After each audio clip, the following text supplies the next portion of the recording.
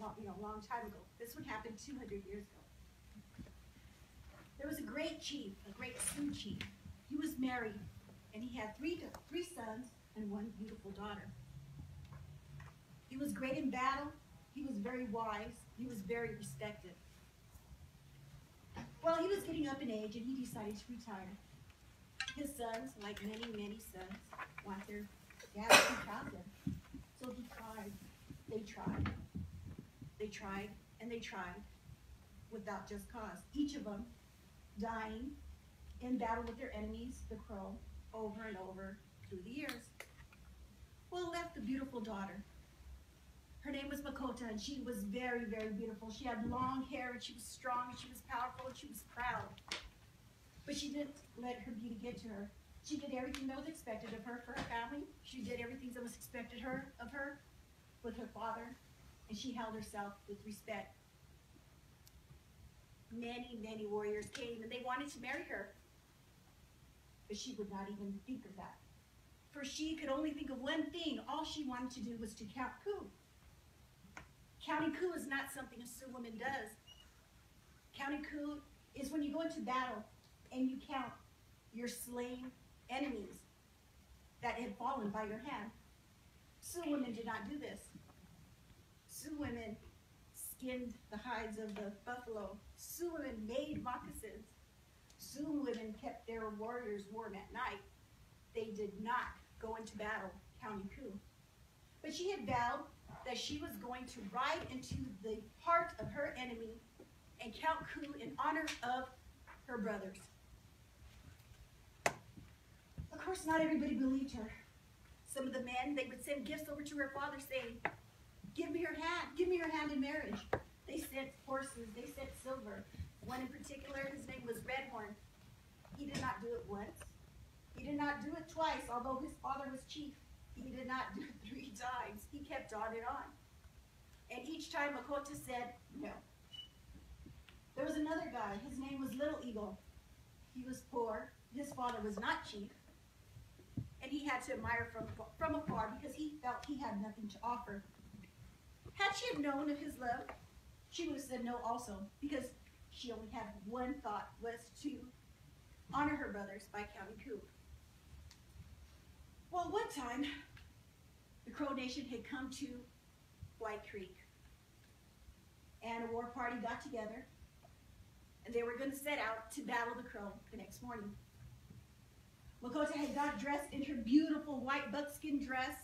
She put on her white moccasin sandals that matched with her shell necklace, and she marched over to her father. She said, "Father, I have promised my brothers to honor them, and now it is my time to do so. Please let me. Give me permission so I may go."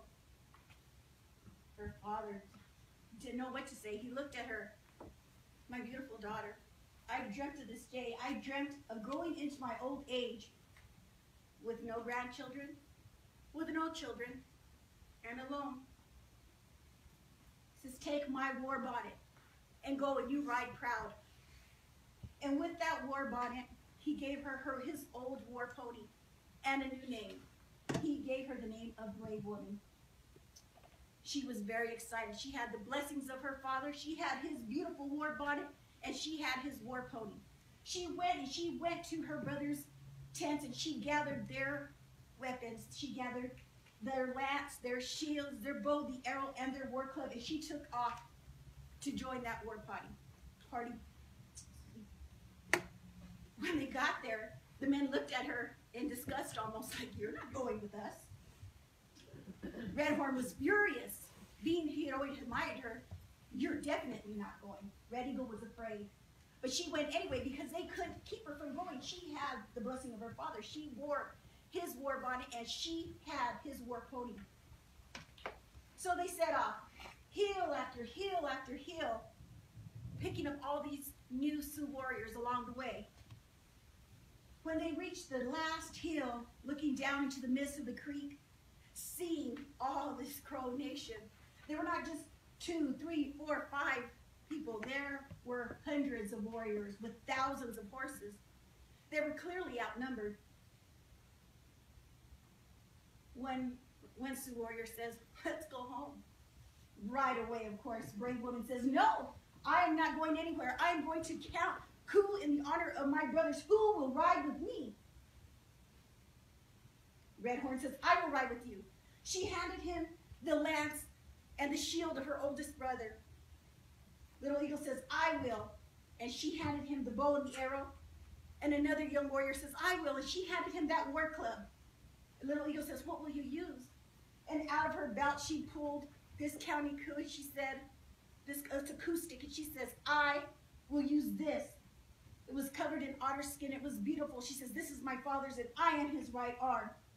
And she began to sing a chant, saying of how wonderful, this is a good day to die. And with a yell, a screech, a hook-a-hey, she took off down that mountain, rallying her troops on to the heart of the Crow people. They fought, and they were outnumbered. The Sioux started to fall. They backed up, tried to regroup. She saw what was going on. She dug her heels into her father's pony and headed straight for the center of the fight. That gave extra heart to her warriors, and they all rallied. They started to join her. As soon as she reached the center, her pony was hit, chest level. He tumbled, she landed on her back. Wailing that coup stick, she hit legs, she was cooing feet, head, everything she could possibly do. When in rides Redhorn, he sees her there in the midst of all the trouble, all the blood, all the mist, everything splashing everywhere, and he left her. Little Eagle saw this, and he took off. He got to her, he gave her her pony, jumped, put her on his pony, sent her on her way, and he stayed there to fight afoot. When Brave Woman got to the edge of the fight, she turned back and she found the best strategy in which she thought she could win. She rallied again her Sioux warriors, and with the screeching yell of hook-a-hey, she ran back and she fought. And they beat the Crow, and they sent them back out of Missouri forever. When they returned to the midst of where she had last seen Little Eagle, he had taken a striking blow into the face that had killed him, and she kneels down upon him. She grabbed him in her hands, crying and mourning his bloody self, and she looked, and she told them, she goes, let's build a scaffold here where he fought hard, here where he fought for the Sioux people, and he honored my brothers. So they did. She took out a knife, she ran it around her arms, and she ran it on her legs until bright blood red ran. She got that knife and she cut up her white buckskin out of mourning as a sign of deep mourning. They ride back to the camp.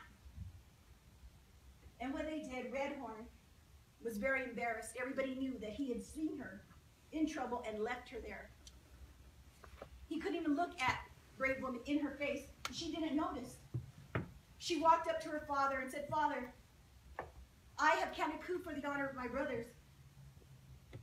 I will now go by you shall now call me Little Eagle Widow, and I will mourn him as I have mourned my brothers.